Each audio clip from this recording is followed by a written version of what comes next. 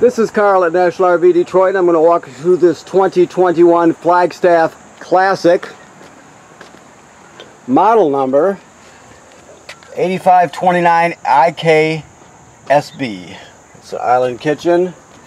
Okay, so let's go around the outside a bit. Now this is not a sales video or a floor plan video. It's just basic how-to video. If you've never owned a trailer or you're new to this model, I just go over some of the features, okay? Obviously this is your sprayer, hooks up in here. You get a coiled sprayer with it, with a handset. You can plug it right into there and hose things down. There's an LP connect right here, a quick connect fitting, so you can plug in whatever you choose to. Grill, griddle, whatever you have, okay? You got outside speakers, you got a power awning, two power awnings actually, with LED strips, and then you have your TV bracket here, signal out and power, so you can hang a TV right there. Just a little storage there. Okay, now you can adjust the length of the legs to the terrain that you're on just by pushing this metal piece up and holding it, and you can move the legs up and down, you know, hole to hole to get them to the proper length for you, okay? This is your water heater. The switches to control it are inside, except, keep in mind, this rocker switch right here, on and off rocker switch, this controls the electric heating element that's behind this cover here. So remember there's a switch there, because some people will forget that, but that's kind of a holdover from when there were no switches inside. So, okay, also it runs on gas. The switches are inside. I'll show you that when I get in here, but this is where you drain it from right here. It's an 1 1/16" 6-point socket. Plus you'll need a 6 to 8 inch extension for your ratchet or bar or whatever you use. But that's where you drain it. Okay. All I have to do, there we go.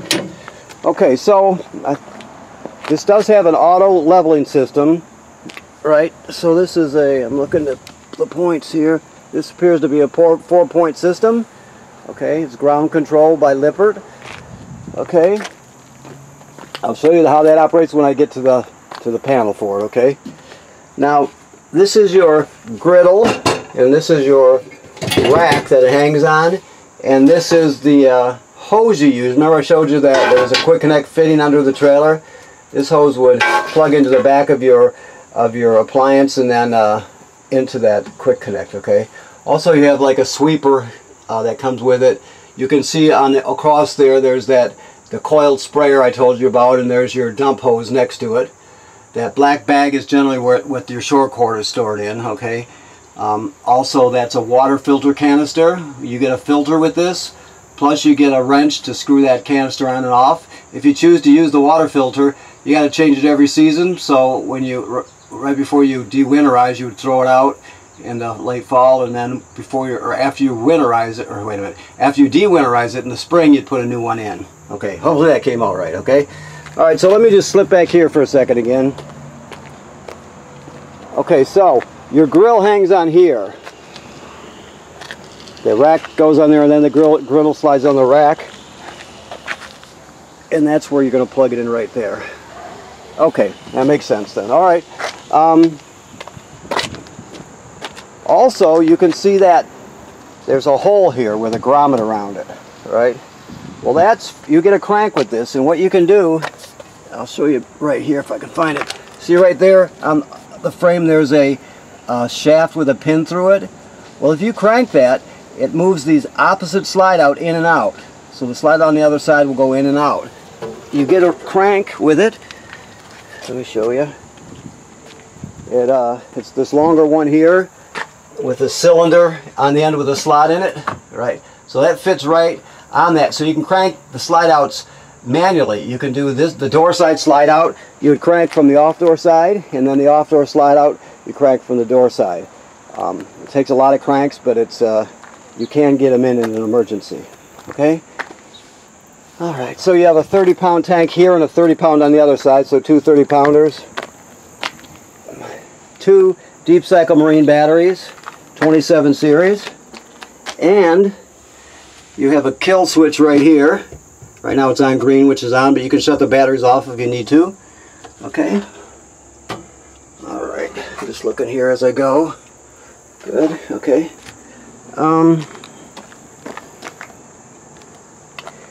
Your docking lights here.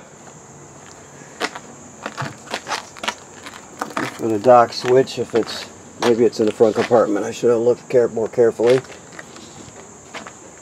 Oh, I know, because this one works with your controller here. So this is the outside controller right here for your leveling system. You just turn it on here. You can auto level, right? You can retract them, or you can go to hitch height, which is generally what you want to do after you level it. Hitch height is the last height it was at, the last position the trailer was in before you auto leveled it. So remember your last position when you unhitched. Also, you can scroll through this. Battery 13.5. Gets us more information here. Auto retract all. Manual mode. If you go into manual mode, you can move them all individually. Right, make sure when you want to go the other way, you push the retract button. Anytime you want to select something, or anytime you select something, push enter to use it. Okay. Auto reconnect, that would be the hitch height. So that'll go to your previous hitch height. Okay. So all that can be done from right here. Let me shut it off. Okay, so where was I? So okay, so we're back on the other side of the pass-through now. So this is your water docking station here. Goes like this. There are drawings right here, and each one has these 4 valves in different configurations. So for city water, which is the most common way to get water to the trailer, your city water would go right here, your hose. It would be in this position, blue this way, like that. So that is the same configuration as this. So right now, if you had city water and you hook the hose up, all the fixtures inside would work. All right. So if you want to fill your tank, because the campground you're going to does not have plumbing on the campsites, so you got to carry your own water with you. So you would put it in this position here to fill your fresh water tank. See. Once you get it filled, you get to the campground. If you want to pump water out of it, there's a pump switch right there. There's also one in. It's also a switch inside. You would go to dry camping, right? So you would put them like this, and then now you're in dry camping mode. Okay, same thing as for winterizing. You'd go into this mode, and for sanitizing, which is basically siphoning or pulling chlorine or bleach type sanitizing stuff through it. Some people use water with half a cup of bleach. There's different things you can use. I'm trying to think what the other one's called. Springfish, I think it's called. So you can buy commercial ones or use bleach. And if you don't drink the water out of here or use it that much, you don't really have to use anything. It's up to you. So I'm going to put it back into city water mode right now, just so we know where it's at. So that's city water, okay? Cable and satellite through. Okay, so you have black tanks and gray tanks, right? So you have, in this case, 2 gray tanks. You see the 2 gray valves and a black tank. Now, you want to, the black tank is toilet water and waste, and the gray ones are sink and shower water, right? So you always want to dump the black first and then use the gray water to kind of wash the hose out. But after you do that, you can leave the black tank valve open like it is. You can come over here and hook your hose at the dump station onto this port right here, and this is the Santa flush, the black tank flushing system. So basically, you make sure that the valve is open. You would put the hose on here and turn it on, and it'll flush out the inside of your tank. It'll clean off the sensors, just clean the tank out in general. So it's really a good thing to do. All right. Also, I just want to show you there's directions for your ground control right up here for when you're first learning it. Okay. All right. So there's the other hole to crank the door side slide out in and out. Okay. Now you have a second way to put water into the tank. Right. That's right here. you can just put a hose in there and fill your freshwater tank that way also. So you have two options. The drain for your freshwater tank is right here. It's that white gate valve, okay? Also, you got a 50 amp 30-foot cord, because this is a 50 amp system, and we give you the reducers to reduce it down, okay? This is pre-wired for backup cameras, so you see that housing up there. If you're interested, you can put a Furrion backup camera there, and you can see what's happening behind you. It comes with a ladder, which is great because the manufacturer states you should check your roof every 90 days. So make sure you go up there or have somebody go up there and look at all the sealant on the roof. Make sure that it's all good and tight. If not, get it resealed. You look at the roofing material and vent covers and make sure they weren't damaged by a low branch or flying road debris or anything like that, okay? So that's every 90 days. That's important. Not important with this trailer, important with every trailer ever made. Okay, so this is your part of your vacuum system here. You can just sweep the dirt right up to it, and you put your toe on that thing, and it'll suck the dirt right off into the vacuum, which is cool. This is your power converter. So this converts AC to DC power. All right. So what you have is when you're plugged in to shore power, which we are. You have 110 AC coming through the side. These are your circuit breakers like you'd see at home. They're all labeled. Right? That's 110 AC. Then the power is converted to 12 volt DC on this side. So you got 12 volt fuses here, and they're all labeled. Okay. If any of these blow, they'd actually light up, so you can see them through this tinted plastic here. And also, when you're plugged in, this is a battery tender. It'll sense how much energy your battery needs up front. Your batteries need up front, and it'll always keep them charged up. So your tow vehicle keeps your batteries charged when you're going down the road, and then when you're plugged in, this will keep your batteries charged. Okay? All right. So these are your controls here. This sticker right here is just telling us that this is pre-wired for solar, and that means there's also ports on the roof. It's just ready to put solar panels up there. Okay. Okay. First, we'll start with the Wi-Fi Ranger. See this little sticker right here? This states, it says network. It states Tenton 30 or 8311. So that's what your Wi-Fi Ranger is called. So with all your family's devices, all your phones and tablets, what have you, you'll go into your Wi-Fi section. You'll find this, which is your Wi-Fi Ranger. You'll enter a password, and so your Wi-Fi Ranger will connect automatically, or you'll connect all the way automatically to your Wi-Fi Ranger, so you don't have to connect to it each time you go to a different campground, right? But on the bottom, the one that says Control Panel, and it has this address here. You'll type that address into a browser, use the temporary password of Change Me Now 8311, and you'll be able to see everything the Wi-Fi Ranger sees, right? So you'll be able to pick, out of the whole list of Wi-Fi being broadcast, you can different Wi-Fi sources being available. You'll find the campground, the campground Wi-Fi. If they give you a passcode, put that in, and then your system's hooked up to the campground Wi-Fi. Now,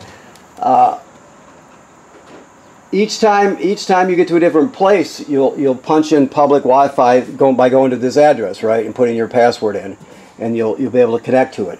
But you have stored the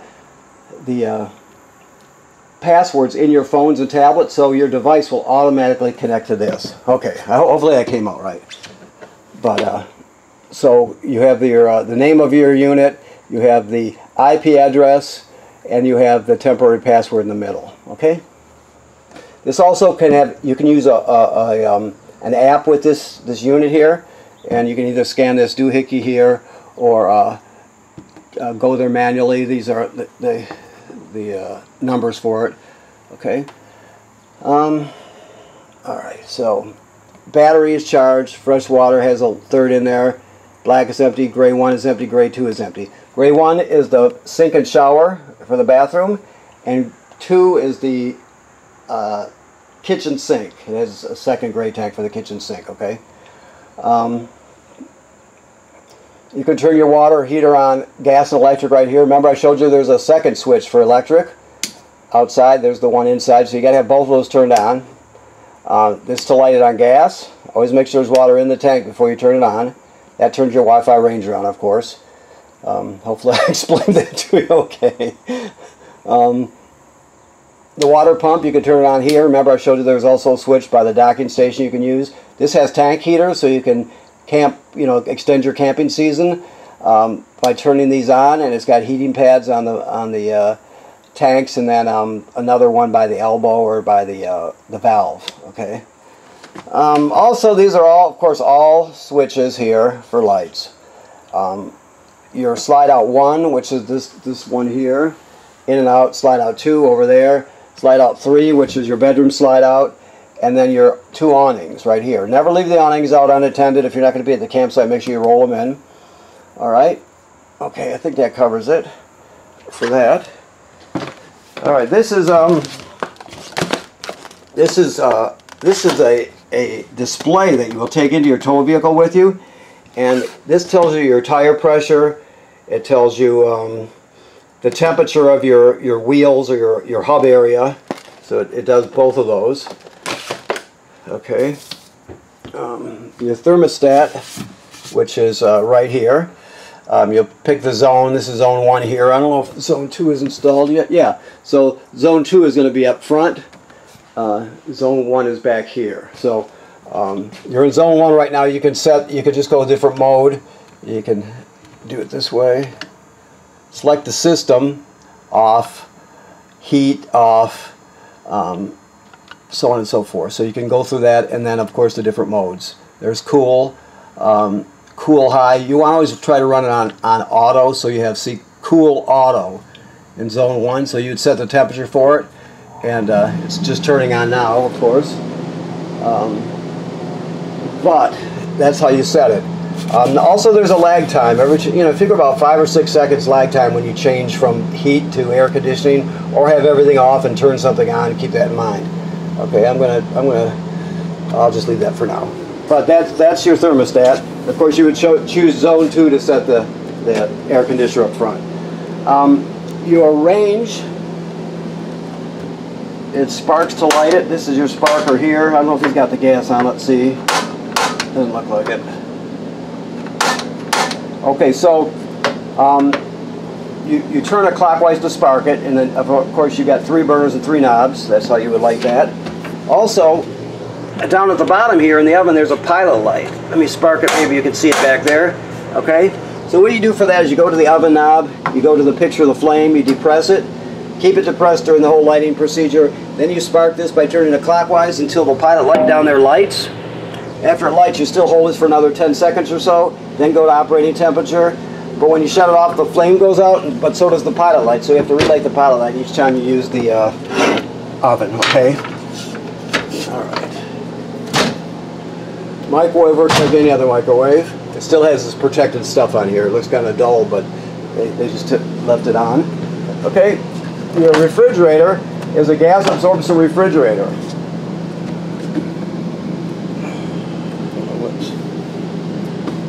So, on and off right here, of course. Let's open this up so you can see it's on, off, back on. Okay, so the next one is temperature, which is on the right. You want that up all the way to 5. That's typical. All right, so this is to choose it from electric to gas. You want to use auto almost always. So you can see there's a dot above the numbers here. One says auto and the other says LP. So the dot next to the auto is lit up. Let me show you. Right there. So that tells us that it's in auto mode, which is where you want it. Auto is always seeks out electricity. So it finds electricity and it uses it. Now let's say there's a power failure in the campground and you're not there. The power goes out, but your refrigerator will sense that and automatically light it on gas so you don't spoil your food. That's why it's called auto. That's where you're going to keep it. Now if you want to dedicate it to gas by turning on gas right there, see it just says L by LP, there's the dot. If you do that, you can run it strictly on gas, but either way, if it doesn't have 110 AC, it's going to switch to gas. If you have it on auto, it'll switch to gas anyway. So, okay? Okay. Okay, let me close this. You have double blinds, which is cool. You have your solid one, and then you have like a screen to darken it, which is a darkening blind, which is neat. Now the back cushions come off this, and this folds into a 3-panel hide-a-bed. You just grab it right here, fold it out, drop the legs down, fold the back into place, and then you have a foam hide-a-bed, which works pretty good. It's not like the old ones that are very uncomfortable. It's actually not so bad. Okay, recliners, dinette. Now your fireplace has a remote. It's this one right here. So I don't think I can run it with the air conditioner. I guess I can. So it's hard to see right here, but I'll show you anyway. Let me pick some of the controls here.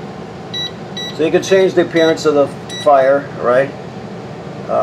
You can go up and down for your temperature. You got a thermostat, right? And you also have a timer, so you can set it to turn on and turn off whenever you want. Okay, and that works on 110 AC, so it's a good thing because you don't have to waste your limited supply of LP gas. I mean, if you just want to take the chill out of this room, you could set it to turn on 15-20 minutes before you get up in the morning, and it'll do that. So and you won't be using up your gas. Okay, so your sound is right here, and that would be this remote here. So this thing plays, that's your sound bar. This thing plays discs, CDs and DVDs. You can stream off USB with it. You can put all your favorite albums, or all your albums for that matter, on one stick and take them with you. It also has Bluetooth, so you can hook up wirelessly with your phone or tablet, AM, FM radio, and presets and everything that goes with it. Now this HDMI is an in. So let's say you had a game machine or something that you wanted to use for kids on a rainy weekend, just for example. I know I just said some people are groaning right now, but just for example, you could plug it straight into the system through this HDMI. So you could set it here, plug it in, and go right into the system. And you'll be able to see it on your TV and that. So this is an in, HDMI in. Okay, and of course this is just your TV remote there. Okay, let's see what else we got.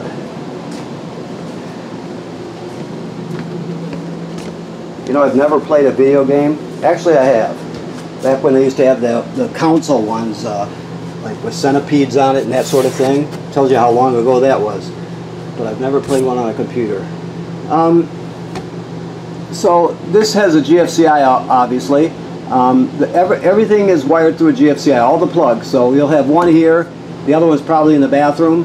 All the plugs in the trailer are wired through this one or the other one, even the plug on the outside. So even if you're using the plug outside and it pops, you're going to reset it in here, either here or the bathroom. Okay.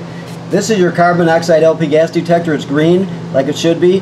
If it detects carbon monoxide or LP, it will go off, and that happens. Obviously, you take everybody outside, open the door, shut the tanks off at the front, figure out what's going on. Also, if it beeps very slowly, it's telling you your battery's low. So let me just set it off for you here. LP test is good. Here comes carbon monoxide and low battery alarm.